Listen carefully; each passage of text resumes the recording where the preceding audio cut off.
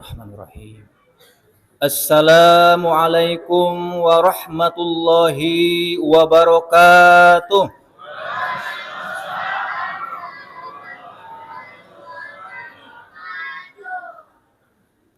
Alhamdulillahilladzi hadana lihada wa ma kunna linahtadiya laula an hadanallah. Ashhadu an la ilaha illallah wa ashhadu anna Muhammadar Rasulullah. Allahumma fasholli wa sallim ala Sayyidina Muhammadin khatamin nabiyyin wa ala alihi wa sahbihi azmain, amma ba'd. Qala Allah ta'ala fil Qur'anil Karim, a'udzu billahi minasy syaithanir rajim. Bismillahirrahmanirrahim. Ya ayyuhalladzina amanu taqullaha haqqa tuqatih wa la tamutunna illa wa antum muslimun. Wa qala aidan, ya ayyuhalladzina amanu jtanibu katsiran minaz-zann inna ba'daz-zanni ismun wa la tajassasu wa la yaghtab ba'dukum ba'da ayuhibbu ahadukum an ya'kula lahma akhihi maitan fakarihtumuh wattaqullah innallaha tawwabur rahim. Al-ayah. Allahumma ij'al jam'ana hada jam'am marhuma wa tafarruqana ba'dihi tafarruqa suma. Amin ya Allah ya rabbal alamin. Hadratul mukarramin, para alim ulama, para sesepuh, para pinisepuh, khususon sesepuh Masjid Jami Nurul Huda Al-Mukarram, Bapak Dr. Andes Haji Eko Haryadi. Semoga beliau disehatkan oleh Allah Subhanahu wa taala dan diberikan keberkahan ilmu dan rezekinya. Amin ya Allah ya rabbal alamin. Yang saya muliakan, yang saya hormati, para hadirin hadirat yang dimuliakan Allah Subhanahu wa taala. Alhamdulillah, dalam kesempatan yang berbahagia ini kita sudah disampaikan oleh Allah Subhanahu wa taala untuk melaksanakan sholat tarawih yang ke-8. Dan alhamdulillah kita telah melaksanakan ibadah saum yang ke-7 harinya. Semoga apa yang telah kita laksanakan, ibadah saum kita, sholat yang 5 waktu kita, dan sholat tarawih dan sholat-sholat sunnah yang lainnya termasuk sodakohnya diterima oleh Allah Subhanahu wa ta'ala. Amin ya Allah ya rabbal alamin. Salawat serta salam semoga selalu dicurahkan kepada junjungan kita semua, yaitu Habibana wa Nabiyana khatamin nabiyina Sayyiduna Muhammad Rasulullah Sallallahu alaihi wasallam, kepada para keluarganya, kepada para sahabatnya, kepada para pengikutnya. Semoga kita semua kelak di yaumul qiyamah mendapat syafaatul uzma darinya. Amin ya Allah ya rabbal alamin. Ibu dan bapak yang dimuliakan Allah Subhanahu wa taala, apakah masih semangat atau udah loyo? Semangat ya. Biasanya kalau balapan, kalau lari, awalnya kan pemanasan dulu, santai biasa. Tapi semakin ke sana, apalagi mau finish, biasanya larinya kencang. Jadi alhamdulillah kita diberikan kesempatan oleh Allah Subhanahu wa taala sampai saat ini masih diberikan semangat. Yang perlu kita evaluasi mungkin saat ini, apakah dari hari pertama sampai sekarang saum kita itu seperti apa? Karena ini saum ini intinya adalah saum itu adalah menahan diri. Menahan diri dari apa? Menahan diri dari gejolak hawa nafsu yang terus menggebu-gebu untuk mengajak manusia kepada kesesatan.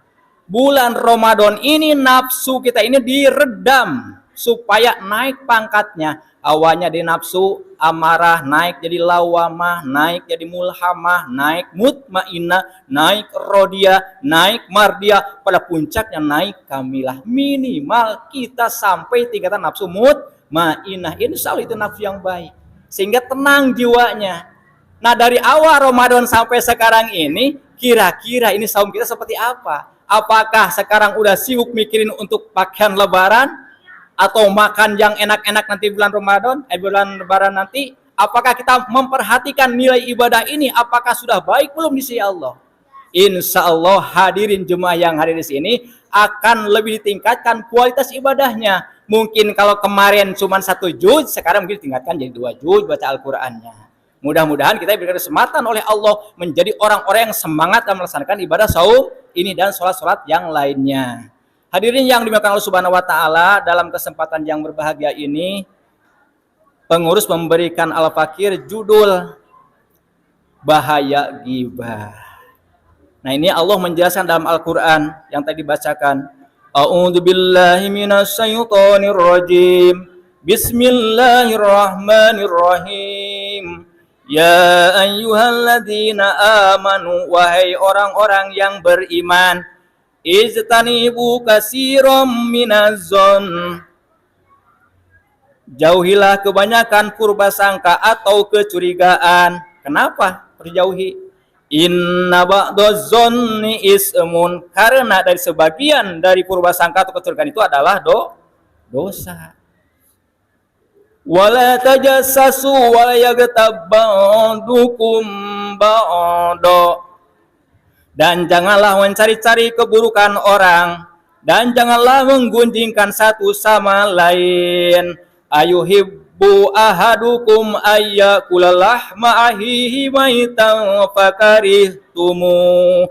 Nah, di sini Allah menjelaskan seperti ini. Adakah seorang di antara kamu yang suka memakan daging saudaranya yang sudah mati?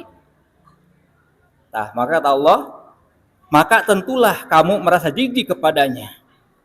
Wattaqullah, maka takutlah kepada Allah. Nah, ketika kita telah menggunjing, ketika kita telah ghibah, dikatakan ghibah itu adalah mengatakan kejelekan orang lain. Kan biasanya kita tanpa sadar nih, kita ngobrol berdua. Biasa-biasa ngobrol yang biasa-biasa aja biasanya. Tahu-tahu nyerempet. Lihat orang nih, ya orang itu kenapa ya? Tadi kan gua bilang kepada dia suruh sholat, gak mau. Terus diomongin. Padahal kan ngajak sholat gak maksa. Terus kadang-kala kita, misalnya yang sederhana, kita dengan keluarga terdekat. Kita kumpul dengan saudara yang satu diajak, gak mau. Misalnya diomongin sama saudara yang lain. Kenapa dia gak mau ya? Jadi pinginnya itu diturut terus. Ketika dia tidak menurut, terus diomongin. Apalagi kalau memang kita mengomongin orang, yang membutuh orang tersebut memang orang lain yang memang tidak hubungan dengan kita. Orang lain misalnya, kan lagi keadaannya, dia itu misalnya lagi keadaan ngamen biasanya. Datang. Kan biasanya kita nih masih muda, misalnya kerja lah muda-muda, ini kenapa minta-minta. Itu tanpa disadarin ngomong orang. Diomongin lagi sama orang lain misalnya. Itu orang masih muda-muda, minta-minta lagi. Mestinya masih muda mah kan masih kuat tenaganya. Mestinya dia itu harus coba kerja. Padahal hal tersebut tidak pantas. Jadi yang dikatakan ghibah itu adalah mengatakan keburukan orang lain. Ketika orang itu tahu, maka dia akan marah, dia tidak akan senang. Maka bagaimana sikap kita? Maka marilah kita di bulan Ramadan yang masih tersisa sekarang kurang lebih 3 minggu lagi, marilah kita sama-sama mengisi bulan Ramadan ini bukan dengan ghibah, bukan mengatakan keburukan orang lain, tapi kita isi dengan apa? Dengan memperbanyak bacaan Al-Quran. Kenapa? Karena ghibah itu adalah penyakit hati. Kalau kita punya penyakit misalnya di tubuh kita, kita borok, itu kita bisa tutupi. Yang tahu cuma kita sendiri. Tapi kalau ghibah penyakit hati, kita tidak tahu. Yang tahu adalah orang lain. Ketika awal dari ghibah mengatakan keburukan orang lain, nanti kita kadang-kala bisa ningkat jadi apa? Jadi fitnah. Yang kata fitnah itu mengatakan orang yang memang tidak melakukan orang tersebut, hal tersebut. Jadi ghibah itu bisa-bisa nanti jadi fitnah. Jadi fitnah itu mengatakan sesuatu perkara yang tidak terjadi pada orang tersebut. Kalau ghibah itu mengatakan sesuatu perkara yang memang terjadi, orang tersebut seperti melakukan kejelekan. Hadirin yang dimuliakan Allah Subhanahu wa taala, marilah kita isi Ramadan ini karena untuk lebih baik di hadapan Allah adalah kita ada membersihkan hati. Dengan apa membersihkan hati itu? Ya kata Allah, wattaqullah, takutlah kepada Allah. Bersihkanlah hati dengan apa? Dengan apa kita? Dengan banyak baca istighfar. Jadi hati itu ketika kotor kita bersihkan dengan apa? Dengan zikir kepada Allah. Inna likulli sikolah wa inna sikotil qalbi zikrullah.